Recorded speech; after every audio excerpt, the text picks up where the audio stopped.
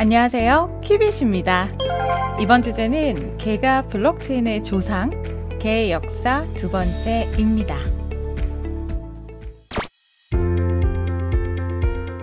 지난 시간에는 개의 역사를 다뤄봤는데요. 오늘은 현대에서 이루어지는 개의 구조, 그리고 개가 이어져 내려오는 이유들을 짚어보겠습니다. 2008년 경기 불황의 시기에 개 모임 하나가 전 국민의 관심을 끌었던 적이 있었습니다. 시기가 의미심장합니다. 다복회라는 강남 귀족계는 2천억 원이 훌쩍 넘는 규모로 운영이 되었는데요.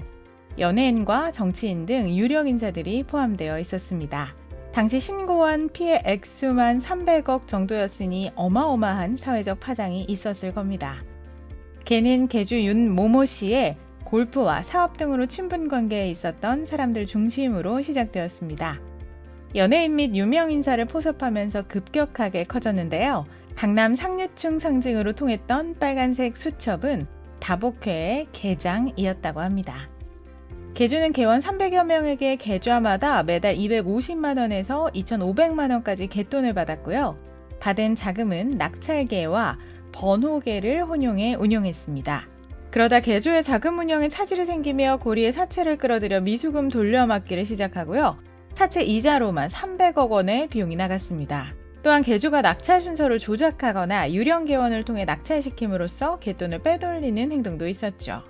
새로운 개원을 데리고 오는 사람에게 명품 시계 등의 대가를 지불하는 모집 방법도 사용했습니다.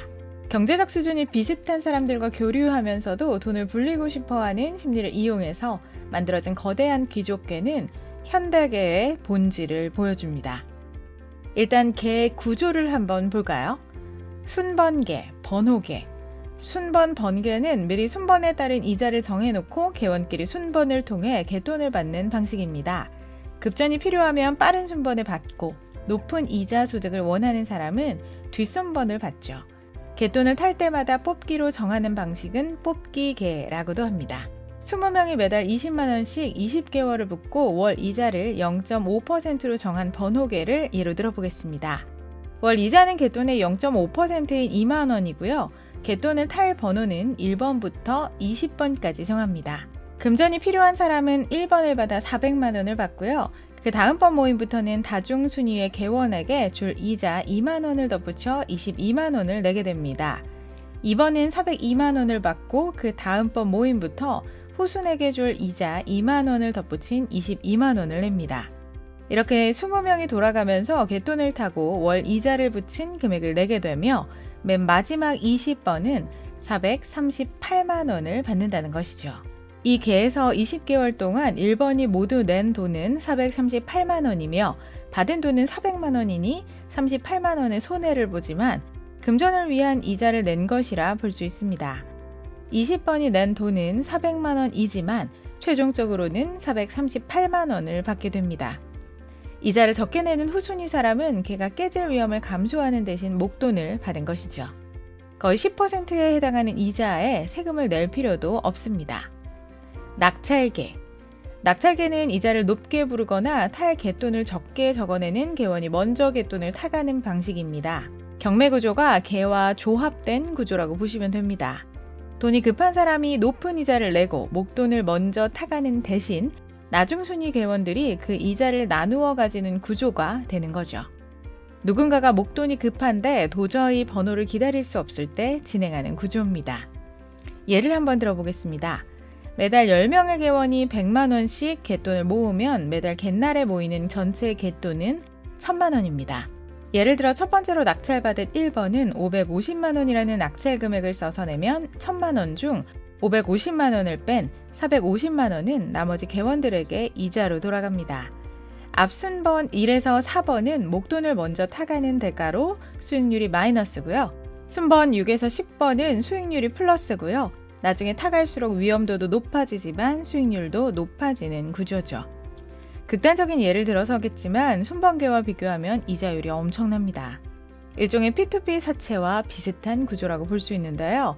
특히 이 낙찰개 구조의 경우 선순위로 돈을 타가는 개원들이 이후에 돈을 붓지 않고 잠적할 확률이 순번개보다 높다고 하는데요. 선순위로 돈을 타가는 사람들은 금융권에서 돈을 빌리기 어려운 사람들이기 때문입니다. 이에 선순위자에게 부동산 등의 담보를 요구하거나 개원들이 동시에 관리하는 계좌를 열어 리스크를 분산하기도 합니다. 개의 리스크를 통제하기 위해서는 개주의 역할이 가장 중요합니다. 개돈을 못 내는 개원이 생기면 1차적으로 개주가 책임지게 되고요. 개주가 개원을 대신해 개돈을 붓게 됩니다. 이런 책임이 있어 개주는 맨 처음 개돈을 타면서도 이자를 내지 않습니다. 하지만 개돈을 못 내는 개원이 늘면 개주 부담이 커져가면서 문제가 생기게 되고 부담을 감당하지 못하거나 개돈을 가지고 도망가는 사례도 생기죠. 이렇게 리스크가 많음에도 왜 개는 아직까지 사라지지 않고 있을까요? 개의 본디 목적은 목돈을 만드는 데 좋은 수단이며 기존의 금융상품보다 훨씬 강제적이기에 지출을 통제하는 데도 훨씬 효과적입니다. 이용하기도 너무 쉽습니다. 빠른 순위로 개돈을 타가려는 사람은 이자를 많이 내기는 하지만 담보가 없이도 돈을 빌릴 수가 있습니다. 또한 세금도 출처도 묻지 않는 개는 리스크만큼 은행보다 이자가 높으면서도 세금을 내지 않습니다. 금융당국에서 추적하기도 어렵습니다. 때문에 검은 돈을 세탁하는 역할로 개가 사용되기도 합니다. 위에 말한 다복회의 경우에도 정치 자금 형성, 세금 탈루 등 자금 세탁의 목적으로 사용된 흔적이 있고요.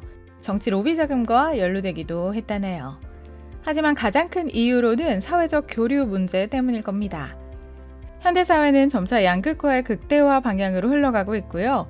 누군가와 구분짓기에 여념이 없습니다. 스카이캐슬과 같은 드라마는 그 시류를 적나라하게 반영합니다. 개는 바로 그 양극화에 가장 어울리는 구조입니다. 강력한 상호 신뢰가 뒷받침되지 않으면 유지가 불가능하기에 폐쇄적 구조를 가지고 있습니다.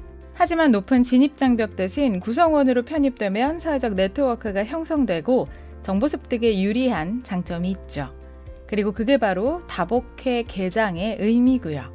블록체인은 개와 많은 부분 비슷합니다. 현재 퍼블릭 블록체인은 가치를 주고받는 시스템이고요.